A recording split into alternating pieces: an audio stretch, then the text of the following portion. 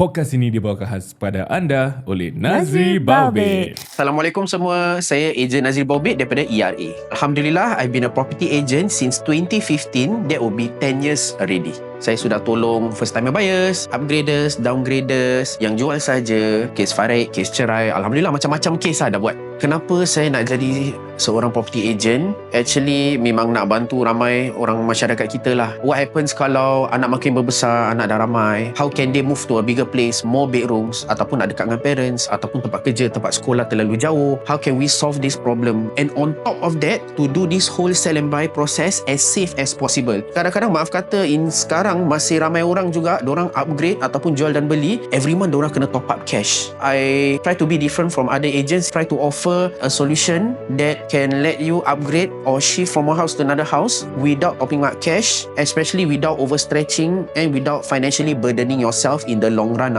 Actually, I come from a background that is, nak cakap below average pun ada, because my father was a sole breadwinner. Pindah sini, pindah sana, struggle financially, ni semua kita dah pernah go through. So that's why I would like to help kita punya community, jadi kita can get through the struggle and achieve kita punya financial portfolio successfully lah. Kalau sesiapa yang perlu bantuan tentang hartanah, especially whether diorang nak jual ke ataupun nak beli sebuah rumah ke, jangan segan-segan hubungi saya di 90688244. InsyaAllah saya akan bantu. Dan juga kepada penjual yang nak tahu berapa harga rumah pasaran mereka, diorang boleh WhatsApp kepada saya, postal code mereka. InsyaAllah saya akan tolong cek. Saya NAZRI BAOBED. Assalamualaikum.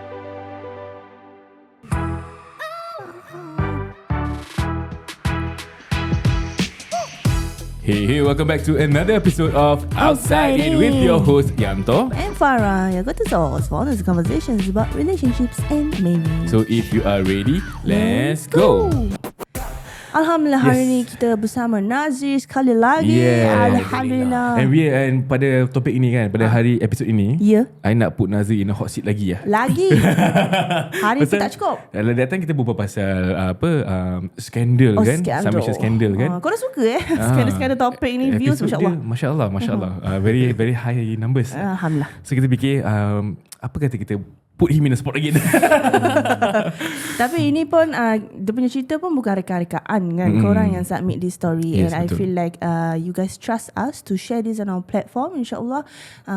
Maybe to feel comforted, maybe to bring forth a bit of lesson lah to all our insiders listening kan. Yes. InsyaAllah. So hari ni macam yang kata kita ada submission. Submission yang sangat mendalam. So I feel like a lot of you guys yang submit ni, korang you are struggling you in your marriages and things like that. So kita kat sini to give you a listening ear, not so much to tell you what to do, because that's not our place lah. That's not our professionalism. Yeah.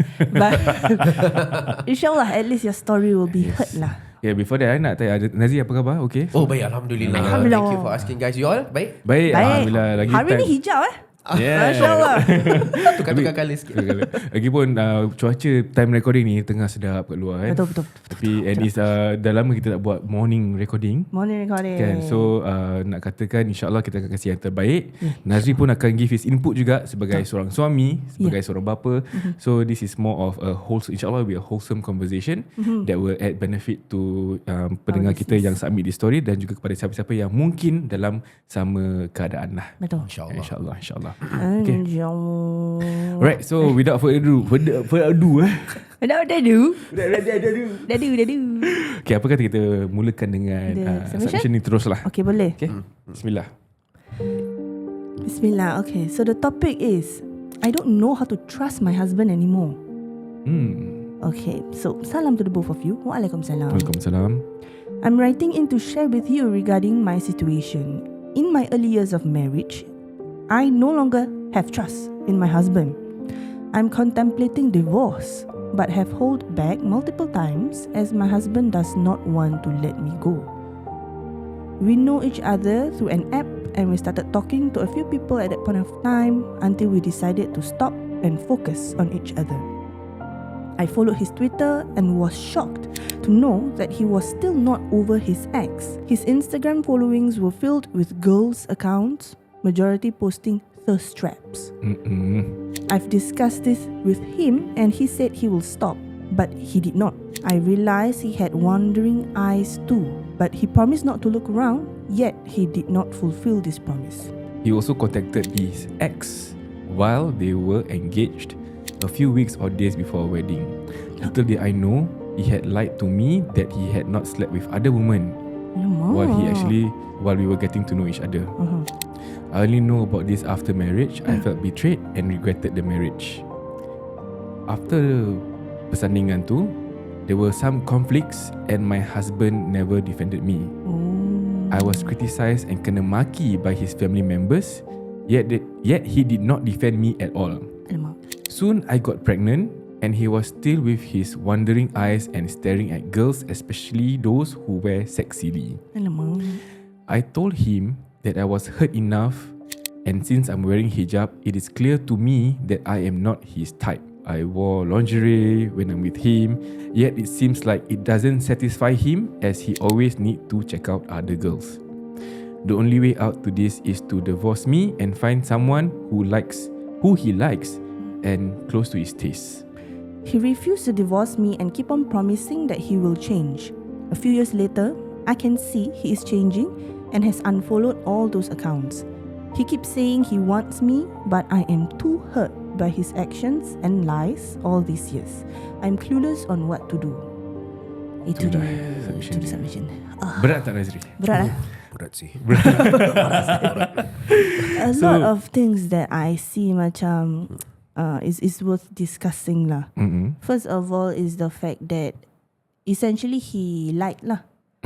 Sebelum tu kan so sebelum kahwin tu, dia realise that dia punya bakal ni follow a lot of girls account dan like bukan mata rambang, mata apa? Mata kasyaf. Mata kasyaf tak lo. mata nakal lah. Mata jahat. Mata jahat lah.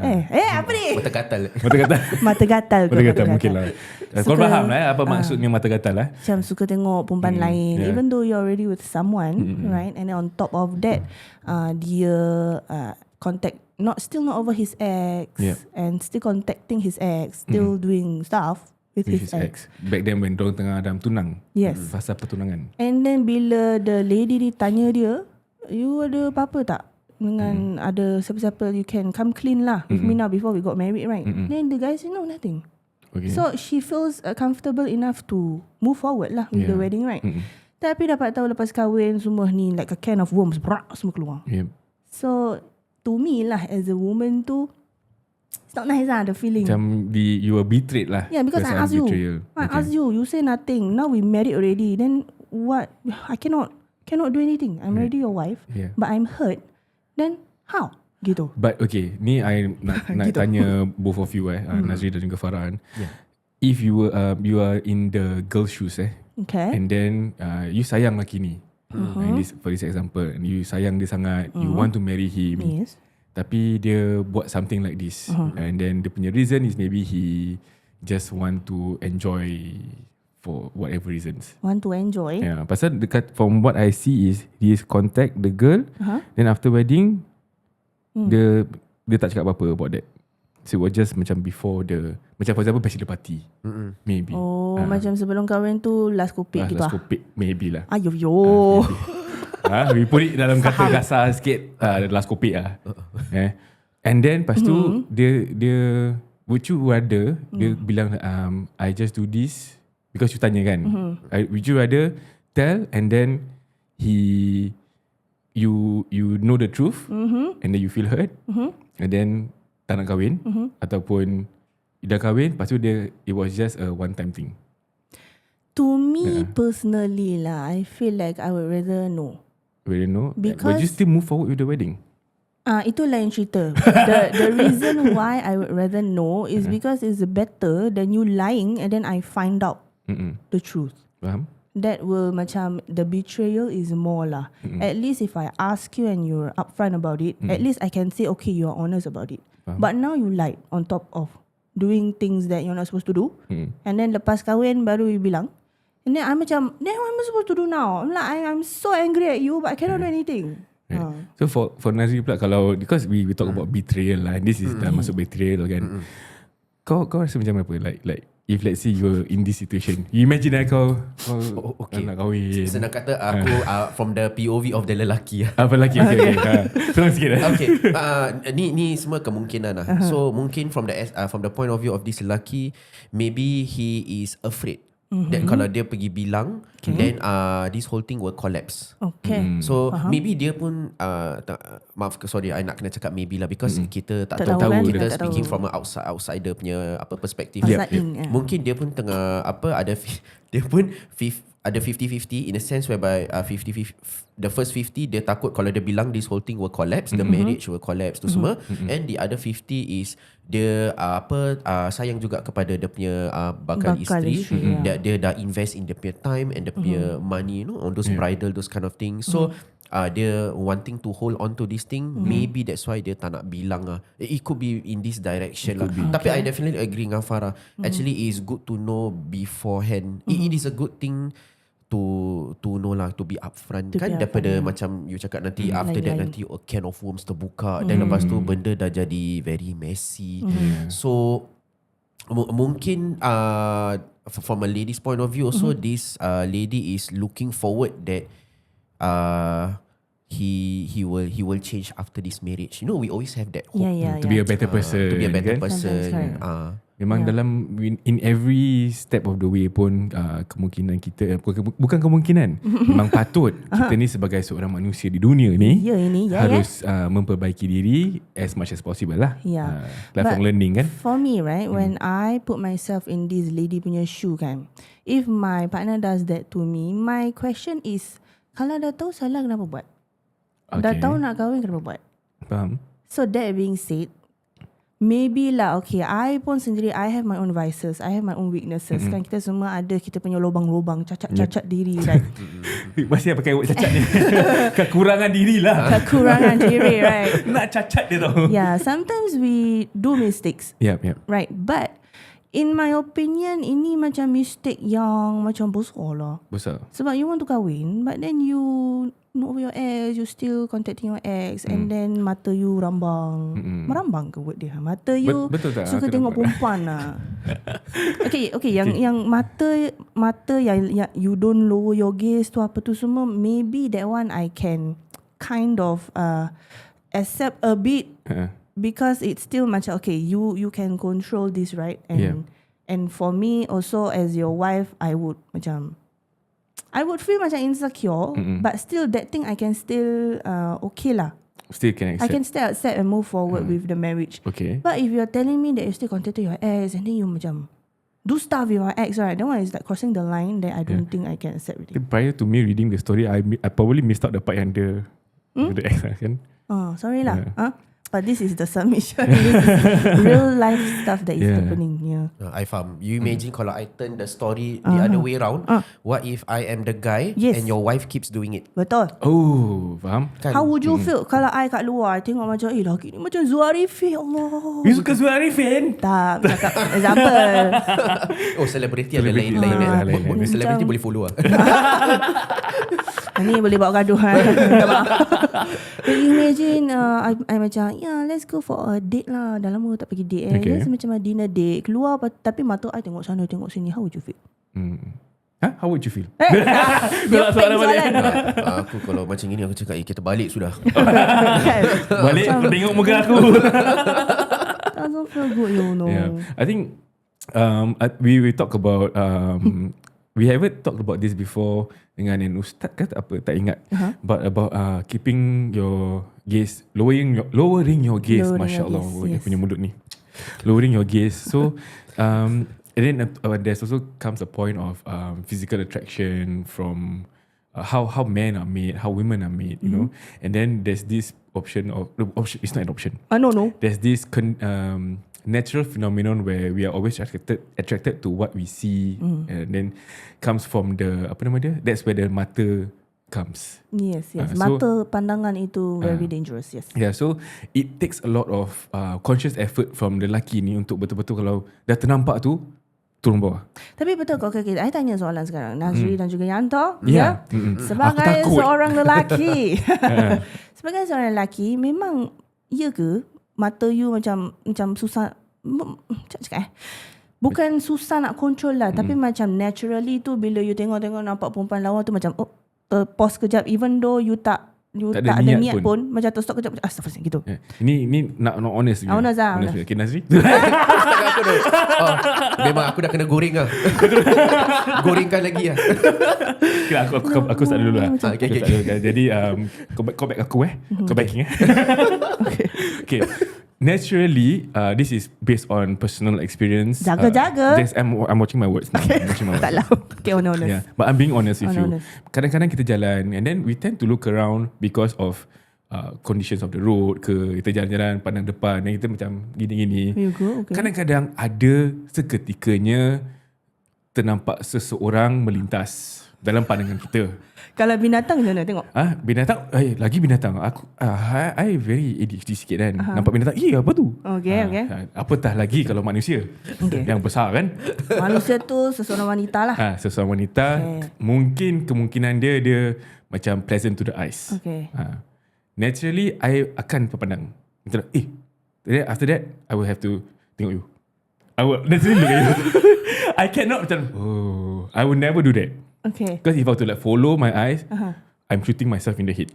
Faham. And then so naturally tapi bila for me, you ternampak tu apa perasaan you? What What are you thinking of? What would I be thinking of? That's ternampak saya. That's literally like, dah. Tu maksudnya apa? Lawa. Okay. Aku panas lah tak tahu tadi. Okay. Backing brother sikit lah. Boleh. Tolong aku Nazri. Minta video saya. Tolong Nazri, tolong. Okay, InsyaAllah. So kita sebagai lelaki usually kita tak tunnel vision sangat lah. Bukan kita nak cakap apa lelaki tak tunnel vision kan, tapi usually kita tak tunnel vision sangat. Macam dia cakap kita ni over conscious. Cakap takut sekali kalau ada lori nak langgar kita orang kan. So that's why kita tengok road condition. Betul. So kita akan tendency to look at a wider field of view, then kita akan ternampak benda tu. So what happens when you ternampak that person or that object tu, of course kita try our best to lower the gaze. Betul. Tapi bila ternampak tu, you cannot nafikan that kita will never nampak. Kita will ternampak. Faham. Tapi kita will try our best to lower our gaze. Kita selalu nak kena, maaf kata, kita nak kena always be conscious that somebody is looking at us which is yang satu ke atas, insyaAllah. Daripada semalam tadi buat gini. Allah yang satu. Okay, actually faham. As in, I'm a bit more insecure about this. Maybe I felt how this woman was feeling. Because Yanto ni adalah seorang lelaki yang very charming. Tak mula malu aku kau cakap gini. Masya Allah, tabarakallah. Tabarakallah. But it's kind of like a double-edged sword tau. I'm attracted to you because of that, but at the same time bila dah kahwin tu macam you very charming, right? I'm macam janganlah charming sangat. But actually I'm attracted to you because of that. Faham? Yeah, so and also on top of that you have a lot of female friends, right? Colleagues. Female colleagues, lah. female friends. Dia macam dengan semua orang dia kawan. So I feel like sometimes a bit insecure. But I've never felt macam, even though you have a lot of female followings ke apa, I've never felt macam how possibly this woman felt lah.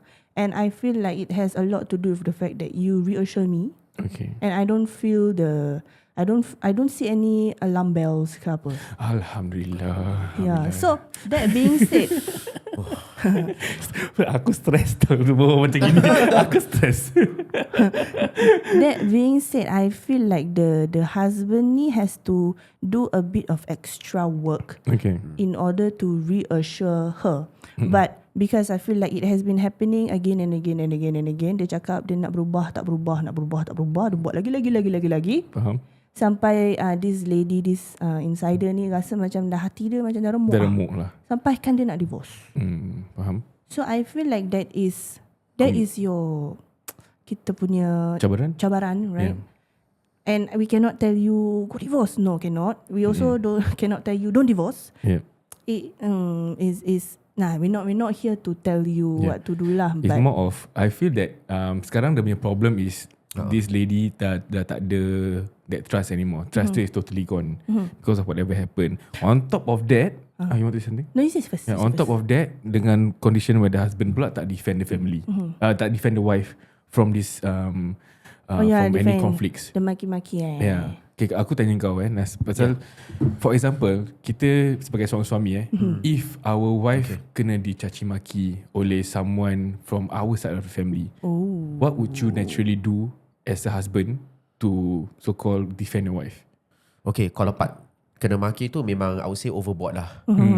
So kalau if I were to put in this scenario, first I would try to stop the maki first. Stop the maki first because kalau tak the wife will feel more hurt. So that's our first line of defense. Stop the maki first. Then after that we will separate both parties aside lah. No point kalau you kat situ juga you nak defend because you dah jadi sandwich. Betul? Because you tak boleh cakap family aku salah or my wife is salah. So kita diffuse the situation dulu. Right. It's very important to diffuse situation also. I feel like macam realistically kan, that is what usually can happen lah. Macam and then the guy just macam just stop. Like everybody chill. And then kita as a woman, right, kita kan tengok movies and things like that. Kita nampak hero macam, hey, don't speak to mom like that. Dia sepak apa kan. In that moment kita macam wow, hero. Only my husband does that, right? Tapi in reality it usually doesn't happen like that. That macam big acts of macam heroism, right, doesn't happen. So I feel like sometimes this is a reminder to me lah. I have to remind myself to macam not lower my expectations, but macam come back to the earth. You know? I mean at the same time pun bila kita dah kahwin sebagai seorang suami kan, I strongly feel that kita handling a lot of familiar responsibilities, isteri, and then juga kalau kita masih ada mak kita and our family, whatever relationship there is, you know. So there was this video recently by I think Kisah Production or something. Mak ke mertua dulu, mak ke isteri, you know. And it's always a very difficult challenge. I feel like we have touched this topic. Yeah, we have touched on it before. And it's a challenge. It's a constant challenge sebagai seorang suami dan juga seorang anak, because memang tanggungjawab parents is even mentioned by Ustaz Tabliha, tanggungjawab parents will fall to the anak lelaki. So kita pun ada tanggungjawab seorang isteri. So that's why in terms of managing is very very important for us to be able to be they call it not equal but equity. Is it called equity? Fair. Yeah. Equity dah masuk business. To be fair. But, and then on top of that, you have to jaga your perasaan your wife, perasaan your mum. But on top of that, kalau your wife and your mak cannot ngam kan, so that is the more challenge another for you layer lah. of challenge lah. So, but I feel like everybody punya marriage masing-masing. Maybe your challenge is that lah, or maybe your challenge is something else. So kita, if okay, now I ask you as a wife point of view, okay, if you were to be, alhamdulillah kita tak in that situation. If you were to be in her situation, okay, where you know, for example, my side of the family don't like you and then they maki-maki you, what would you expect out of your husband to do? What I would expect of my husband to do, okay, because I was raised by my mom to not raised lah. Bila nak kahwin tu dia selalu remind me, do not make your husband choose between you and his mother. Okay. So dengan sendirinya I already have that planted in my mind. So whenever kalau I try my best lah not to make you choose. Macam for example ada gathering, hari ni I nak bawa you keluar, hari ni your mom punya birthday for example. Tu dah susah, mom birthday tak boleh buat apa-apa. So in that example usually I will like macam mengalah lah and say I can bring you out any other time, right? So kalau I sendiri macam dah who knows how to say try to give way and everything, right? But still kena maki gitu kan. And then I would feel very disheartened lah. Faham. And what I would expect you as my husband is maybe not to disrespect your mother or anything like that. I wouldn't want you to do that. Atau I tak nak you putuskan silaturahim with your mother. Of course, tak boleh pun. Because whatever the case is, she is still your mother, right? But cuma maybe step up in terms of comforting me lah. Right. And like acknowledging the situation, acknowledging that your mom is actually treating me badly. Yeah. And I don't expect you to macam scold your mom at the top of your lungs. Maybe just tegur, but at the same time you have to protect me lah. Faham. Protect me. You are my protector. I am a protector. Yes. Kadang-kadang kita pun takut kan whether suami kita ni is he even aware Yeah. or that aku ni Kena maki. aku ni kena maki dengan by your mother. Yeah. Sampai to the point whereby is he like that really dense or is he actually turning a blind eye, because ni paling kita takut. Yeah. This is what I Don't want feel that to happen. Correct. Pasal kadang-kadang kita dia tak tahu ke dia buat-buat tak tahu. Yes, itu paling takut kalau dia buat-buat tak tahu. Kalau babat tak tahu, then Which is no good. I would say it's something that you need to highlight to the husband. Kalau let's say dia betul-betul buat-buat tak tahu, you have to highlight to the husband, say that yes, I kena maki. I ni pun anak orang juga. I ni isteri you. You nak ke isteri you kena maki-maki? If you were to put in a different context, if it's orang luar yang maki bini you, are you not going to do anything about it? Ya, orang luar mungkin kita akan marah balik. Bila dengan mak kita tak boleh marah, mungkin kita boleh tegur dengan cara yang tegas. Macam like, mak, you tak boleh buat macam ni. But just giving an example of mak lah. Pasal kalau nak banyak-banyak karakter susah sikit. Yeah, so yes, definitely in this kind of situation, husbands, we have to really step up. Pasal isteri tu adalah kita punya, dalam kita punya jagaan juga. Bila ingat, korang kena ingat bila kita dah sah nikah tu, tanggungjawab daripada bapak tu jatuh kepada kita. Betul. Ya, so Berat dia tak? Berat Berat tau. tak? Berat. Tiba-tiba dah sah. Gitu. Putih semua keluar. Dia bukan sekadar sah dah jadi isteri, sah kau dah jadi seorang yang bertanggungjawab yang lebih. Which is very very heavy, and kita tak boleh abaikan tu tanggungjawab lah sebagai seorang suami, insyaAllah. Betul-betul. Yeah, so talking about that, we move forward a bit. So we know for sure that she said she is looking for divorce. So daripada your experience in Nazri, is it easy tak? Let's say kita put it in the worst case scenario. She really goes through with the divorce. And dorang pula hal ehwal rumah because of divorce ni. Memang divorce in itself is very complicated. Daripada segi counselling lain, daripada segi both parties. Especially, I remember correctly, there was a few cases of divorce based on this counselling that I remember. The husband was not willing to be part of the counselling, and then it becomes very difficult to divorce. Tapi we all know that bila dah cerai tu, rumah tu jadi satu masalah. It becomes a problem. What's your experience in terms of dealing with divorce cases dengan perumahan ni semua? Okay, so Alhamdulillah, I've handled a lot of divorce cases. Tapi cuma I can only advise to the members of public ni treat divorce as a last resort lah, because they will really shake and they will really affect your roof over your head. So usually kalau seseorang couple tu dia beli, husband and wife, so Alhamdulillah, because both are working, so have enough to actually purchase a house. But this time when you split with your ex-spouse, now the concern is, because Sharia court orders you to sell the house, for example in the open market, you have to sell the house. Selling a house tak ada masalah, that one no issue. Kita may always concern is how's the next purchase going to be like. Can you afford it at all as a single income? So Alhamdulillah, most of my divorce cases, the lady is the one that engaged me, and most of in my experience, most of the time, maaf kata, the lady side have is more struggling to purchase as compared to the ex-husband. Because in a typical family scenario, most of the time ex-husband is the sole breadwinner. And then kalau the ex-wife is working, Alhamdulillah, there's a bonus lah. But kalau you bayangkan, kalau single mother supporting, for example, 3 children, dah lama tak bekerja. So dah lama tak bekerja means the CPF dah kena kontang lah. Dan lepas tu finally nak start balik kerja just for the sake of to buy the next house. Most of the time, maaf kata, they have difficulty financing to buy the next flat lah. So to the point where some will just sell for the sake of selling, tetapi tak cukup untuk beli. Then lepas tu nak tinggal mana. So ada, kalau masih ada rumah mak bapak, Alhamdulillah, diorang masih boleh minta tumpang tempat sekejap lah. tumpang kat sana temporary, while the single mom starts to rebuild her income to buy for the next flat lah. Tapi what if kalau both her mom and dad is no longer around, then there's no other place. What if kalau dia is the only child, tak ada sibling lagi, lagi susah. So comes back to the final option whereby kalau dorang try to apply for a HDB rental, because HDB rental is the most cost effective, the most cheapest compared to renting in the open market. Renting in the open market 1 bulan can cost you, for example, a 3-room flat nowadays can cost you easily about at least about 2.7, 2.8 per month cash. This is cash tau. For 3 room flat. Masya Allah. Yes, correct.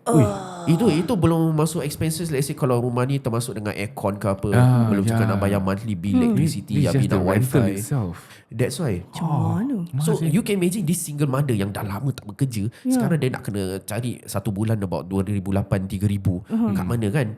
So bila dia nak cari sewa daripada HDB directly, itu pun lagi satu cabaran. Not an easy option because nak kena appeal, subject to approval. Dia bukan macam as senang as I click login my SingPass, apply for HDB rental. It's never easy. There are many families out there that still haven't get approval. For example, in this case single mother kan, supporting 3 kids ke 2 kids ke, unable to still get a HDB rental because according to HDB the supply is the supply is limited. Banyak orang dah pakai, because it's not just limited to divorced single moms, it's also extended to others like macam elderly or those who have health issues kan. These are the people who are also using the HDB rental lah. So to summarize all in a short sentence, macam tadi I cakap, kalau divorce it really happens to you, it will really shake your foundation for the subject of roof over your head. It's purely on the dalam segi perumahan lah. Yes, correct. But I think I've ever heard macam even people that I know divorce, and then macam Nazri kata lah, to get a house to be able to finance, and then on top of that usually the kids macam come with the mom, right? Yes. The was it custody? We call it can control. Care control. Okay. Because custody can be mixed, can be joint custody, tapi the most important one is actually care and control.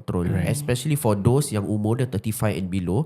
Kalau you nak beli rumah, you must be having care and control of your child in order to buy the next flat lah. Kalau tak, you belum 35, you still considered then single. you considered single tapi you belum eligible because you belum 35. So you need that care and control. Okay. Yes, pasal HDB ruling, in order for you to buy a flat with your status is not married, is 35 and above. So in this case, he's not married, tak boleh kahwin, tak boleh beli rumah unless you ada care control, which is stated dalam court order lah kan. Betul. Right. But okay, this one is just a worst case scenario. It's worst case scenario, correct. And we are not sharing this to scare you or anything. Macam really, if you divorce, you're going to have to go through all this. No. It's not in that way lah. It's just untuk siapa-siapa yang mengalami, yes, then may it benefit you, insyaAllah. But I feel like also kalau Allah dah kata dah tak ada jodoh and you do end up divorcing or not, right? I believe that this your journey ni is what is written for you lah. That means you will be able to overcome whatever challenges that might be in your way. But cuma I nak tanya Nazri kan, you have handled a lot of these kind of cases before, single mom dengan anak nak cari rumah susah kan. Macam mana then you help them to help achieve their next maybe perumahan ke or a solution lah for them? Okay.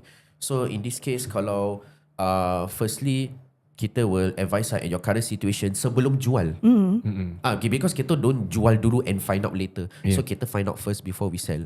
So for example, let's say I advise this client of this single mom. Let's say kalau dia tak working, then I will advise her financial calculation, you have issue. In this case, I will tell her, okay, Puan, you kalau nak jual rumah sekarang, then after that, you, for example, tak cukup untuk beli because you dah lama tak kerja, etc. So I will ask her, kalau kita nak kena jual, because the court order states you have to sell within certain months. Because court orders will give you how many months to sell the house. Because it's an order lah. That's why it's called kalau kita langgar order tu, kita boleh kena saman. Is it? Kalau kita langgar court order tu, that one I tak boleh advise. That one lawyer nak Lawyer advise. Right. Asalkan nak follow lah, kena follow court order tu. So kalau dengan dengan this knowledge, then then I will ask, okay, macam mana do we have time for you to get back to work full time, all these things. Then kalau dia cakap tak boleh because of the current situation, for example this and that, then I will minta dia punya kebenaran. So is it are you comfortable enough to actually sell with this current condition, knowing that after you jual you tak boleh beli? So my next question is, kalau kita buat macam ini, do you have a place to stay? Itu paling important. Nak kena tanya, lepas kita jual rumah you ada tempat tinggal ke tak? Ada ke tidak orang buat macam itu? In your knowledge lah. Tak mau tunjuk, tak payah sebut nama ke apa, but have you in your experience pernah dengar property agent yang betul-betul macam like tak apalah, kau nak jual je, aku jualkan kau. Lepas tu tak kisah pasal the well-being of the divorcee. Faham. So in this industry, unfortunately it's still happening. Ada juga. Kita agents as a community kan, kita will share our case studies to one another kan, to learn lah kan. To learn. Yes, unfortunately in current modern society, with all the information available offhand, online tu semua, unfortunately it is still happening because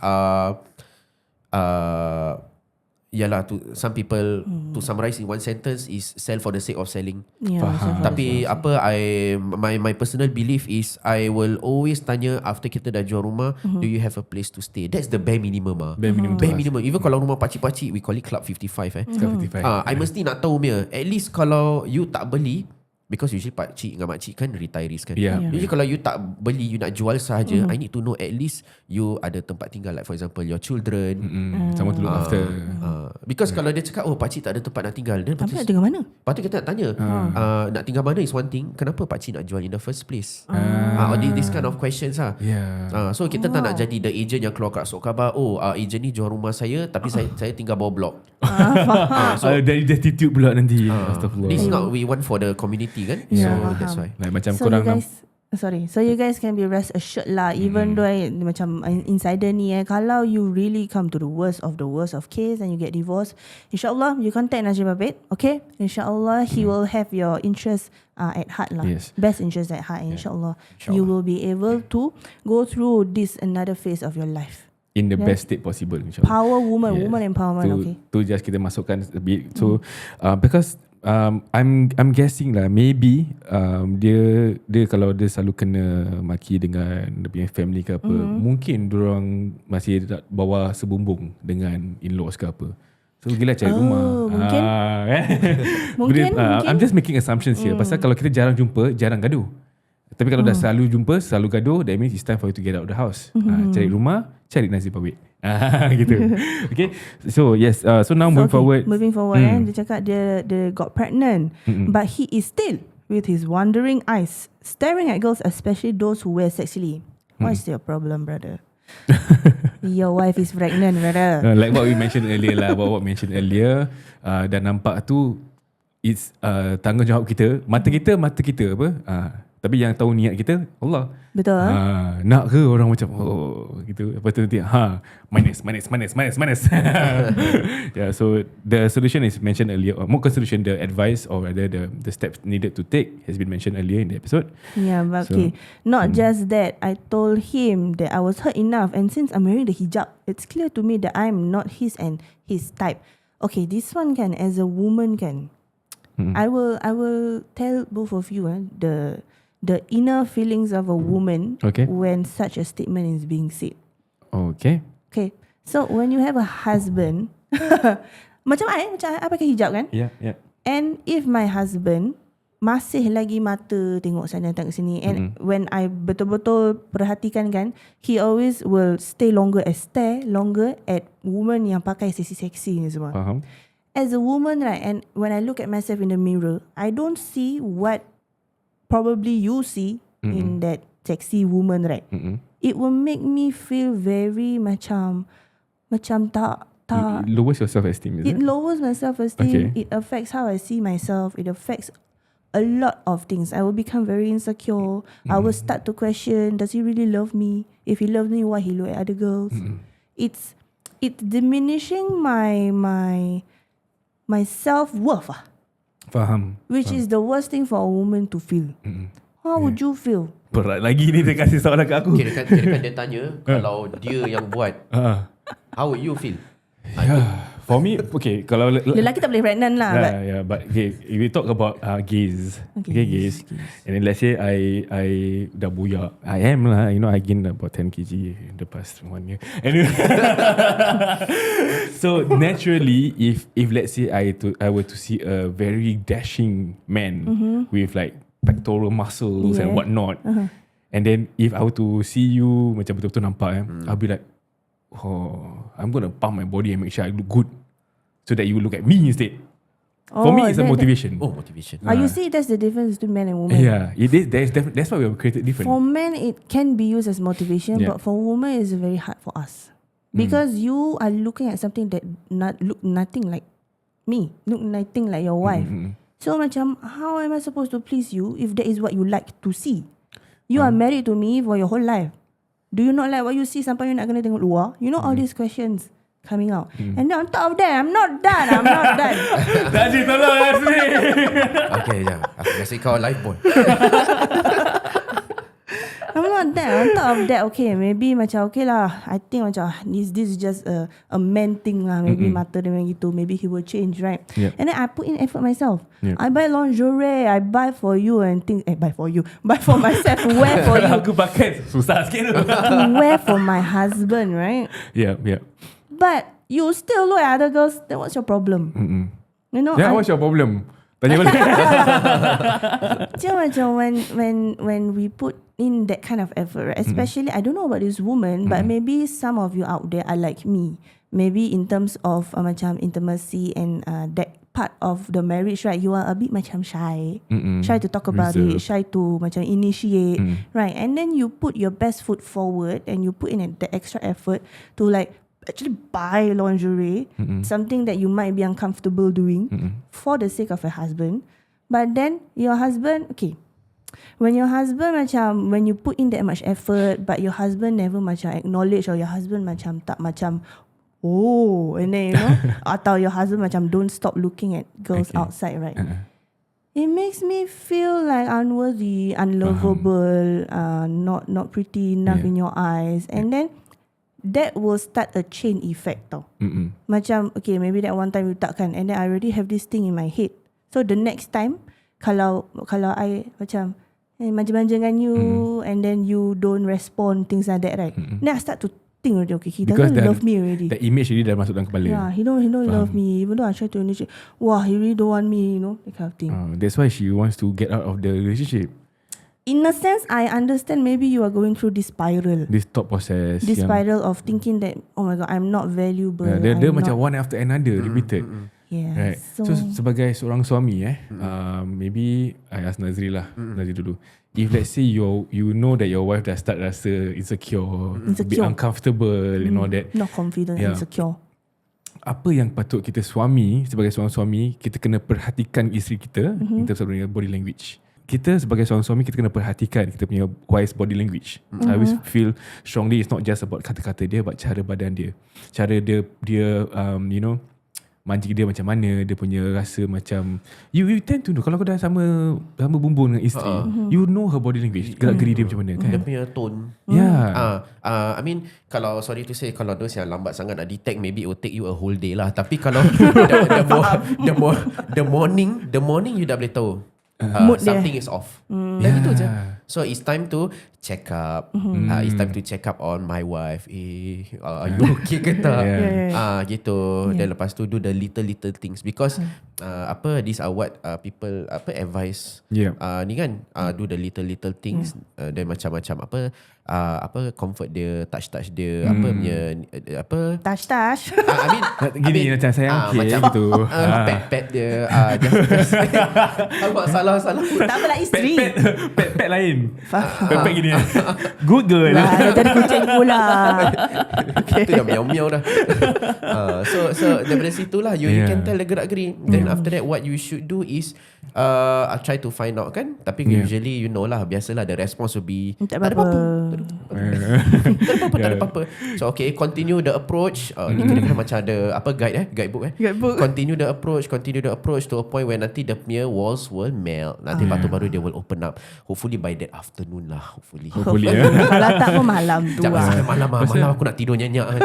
We always try to solve it before malam.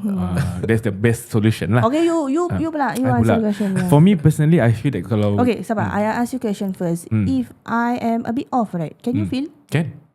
Okay. Yeah. Then? Straightforward me boleh rasa. Example? Example?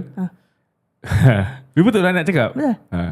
You punya gerak-geri is more sharp. Oh. Yeah. And then you will have this face on you. Okay. That is very rare seen on you. Very rare scene. Macam mana? Tengok sikit. Korang tak pernah nampak. Tengok sikit. Macam mana? Okay. Kalau korang tak nampak dalam video, tengah dengar audio, boleh tengok kat YouTube tak macam itu. Tu dah you are showing your anger. You won't show your anger because you don't want to show. Tapi kita tahu dia punya muka dia macam off tau. And then nanti then I will ask that question. Is everything okay? Tu I know for sure dia. Okay, alamak, what did I do? Yeah, which happens, and that is the way you communicate because it's I capture or rather I understand that is your you tengah tak happy mood. Okay. So as a husband, kalau betul-betul kita ni kalau tak kisah macam okay, gerak. Kalau gitu makin mengamuk. Yeah. So pasal kita tahu mungkin dia marah either sebab aku ataupun sebab sesuatu lain. Yeah. So kalau dia macam aku confirm. Pasal kalau dia marah pasal benda lain, then mungkin dia macam tak lah ni lah macam gini. Naturally they be more open to talk. Yeah. Ada formula dia. Yes, that's a formula for me lah kan. It might work for some of you husbands out there. So yeah, personally pun I feel like if I know you are not feeling right ke apa, it's dalam segi daripada in my point of view as a suami, I need to always make sure that my wife is happy. My wife feels good. My wife is her needs are being met. Whatever needs that may be. Pasal itu tanggungjawab seorang suami, kan? So kalau bukan kita, siapa lagi? Kalau tidak merana isterinya dalam kesorangan, dalam kemurungan, which is something that we want to avoid as a husband. Nak kena jaga. I feel also wives have to break out of this habit lah of our husband asking you okay, tapi dia tak okay. Cakap dia tak okay. Kenapa? Pasal you lah. Maybe maybe I want to try something. Usually when Yan asks me, am I okay? But I'm not okay, right? But I say I am.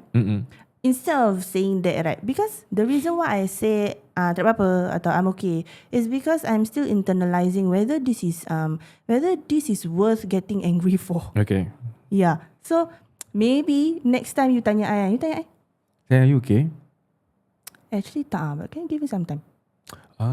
Yeah. Okay. Lepas tu that sometime apa aku buat satu hari aku buat. Itu yang kita nak dengar. Kan better than Better than at least kalau I'm not okay, give me some time. At least kita tahu we did something wrong. It's time for us to reflect. Kalau dia kata I'm okay tapi kita tahu tak okay, aku buat salah ke? Lagi open ended mampuk gitu. Maybe we can all try. We learn something different today. It's one step at a time lah. It's not macam you tanya I lagi. Are you okay? Okay, tadi you berkata aku terpanjat. Imagine I'm just waiting for you to ask. Waiting. You ask me. Okay, I tell you what you did wrong. No lah. Tak lah. It must always be a constructive conversation. Yeah, constructive conversation. You have better conversations with a clearer mind. Yes. It's always good to give time. Not emotionally driven. Yes. Betul. Okay, the last part yang kita belum touch on is he refused to divorce me, and I keep on promising that he will change. That he keeps on promising me that he will change. Few years later, I can actually see him changing, and he has unfollowed all those accounts. He keeps saying he wants me, but I am too hurt by his actions and lies all these years. Okay. So macam I cakap tadi, maybe things have been happening, then they fall into this spiral of your self-esteem is down and everything, and you feel like this marriage is not worth saving anymore. Because dia dah sakit hati sangat. Yeah. Which is I feel it's a natural thing for her to feel. Pasal kira kan we talk about I give an analogy sikit Yantology. Yeah, Yantology is back. So bila kita, for example, kita we feel hurt, we dig a hole. We feel hurt, we dig a hole. So dia dah constant tau. Dia asyik dia dah dalam sangat. So dia macam like aku dah tenggelam. And there's no way out. Pasal dah tak ada ni. Tak ada way out lah basically. Dah terlalu dalam. So the only way for anyone that's trapped in a deep well is for someone's external help. Someone to pull you out. Someone to pull you out. Alamak, yang tu lagi. Mantap. Because naturally, if definitely she's already saying that she wants a divorce, which is when she's at bottom already. So this is where the husband has to do the extra effort. Sekarang ni dia macam like husband dia kata I'm changing. Dulu dia macam tak kisah. Sekarang dia dah kat dalam well. You keluarlah well tu, keluarlah. So now what he needs to do is he extend his hand. Tapi kalau dah dalam lagi, you have to do more. You have to. She had in this particular example, I strongly feel that sebagai seorang suami tu, the husband have to really take the extra step. Pasal dia dah buat benda yang tak sepatutnya dia buat. That is the extra step negatively. So now he needs to take the extra step positively. Maybe I perhaps feel also like macam this lady macam tadi macam dah terlalu deep into this hole, right? At the same time, maybe perhaps dia nak try to make it work, but she is so macam kepala dia dah berserabut sangat sampai she cannot see the solution. So you need external help. So perhaps so perhaps maybe counselling ke apa. Yeah, definitely. Actually our community ni macam a bit macam shy. It's either shy or don't really believe in therapy, counselling and things like that. But if you think about it, if both of you and your husband are in this problem and both of you cannot find a way out, and both are wanting to solve it. Both are wanting to solve it, but you don't have the knowledge or you're not equipped with the skills and tools to help get out of this hole together, then how? Yeah. So you need to reach for external help. Correct. If you really want to save the marriage lah. But as the husband, kalau kita tahu bini kita we are changing. We are always changing kan. And kita ni bukan manusia yang sempurna. We have our imperfections dalam kata-kata kita kan. We have imperfections. We will definitely hurt our wives one way or another. Dengan sengaja ataupun tidak. Pasal hari raya selalu minta maaf kan. Nangis-nangis, jurai-jurai. So this is something yang kita harus take conscious effort. I think not just for the husbands but for the wives as well out there. We need to take conscious effort to understand kita punya partner's emotions. Kalau dia dah susah, dah rasa sakit ke apa, we have to make sure we like what Nazri mentioned tadi check up on them. Check up. Yes. No matter how busy you are. No matter how busy you are. I think the previous episode one Nazri pun share once in a while you ask your wife dah makan ke belum, things like that. I think also this one not just for husbands lah. For wives also. You should check up on your husband. See whether your husband's okay. Yeah. Because the other time, right, Yan, I cakap the way I ask how are you a bit different lah. Then muka dia macam she actually wants to know how am I gitu. Kan usually macam dulu kerja balik, how are you okay, how's work? But this time I'm like, how are you gitu. Then dia macam that's the difference lah. That's the difference. Dah makan lunch ke belum? Sweetnya. Pasal jarang kan. Ada orang juga tanya, very important. Yes. So insyaAllah guys, that is the episode for today lah. Hopefully kita ada give some helpful things in there. If not, you just get a listening ear. And maybe from our discussion you feel macam okay, actually what I'm feeling is not so bad lah. Mungkin it could either be really in a bad situation or our mind is making it to be bad. But then in any case, not just for divorce case, if you want to jual, want to beli rumah, orangnya di sini, Nazri Baobeed. So Nazri silakan. Silakan. Macam mana nak contact Nazri? Macam mana Nazri? Macam mana Nazri? Sila hubungi saya di 90688244. InsyaAllah saya akan handlekan hartanah tentang jual dan beli. InsyaAllah. So tak payah cari yang lain. He tak is payah. The best. Betul. We've seen it with our own eyes. We've seen how he handles situations. Dia pun boleh curhat dengan korang juga. Kalau let's say korang macam mana Nazri, tak apa, dia boleh berbual punya. InsyaAllah. So once again, terima kasih Nazri for this episode. Sama-sama. Kita akan jumpa lagi next month. With that, we'll see you guys in the next episode. Jual dan beli rumah, tak payah stress lagi.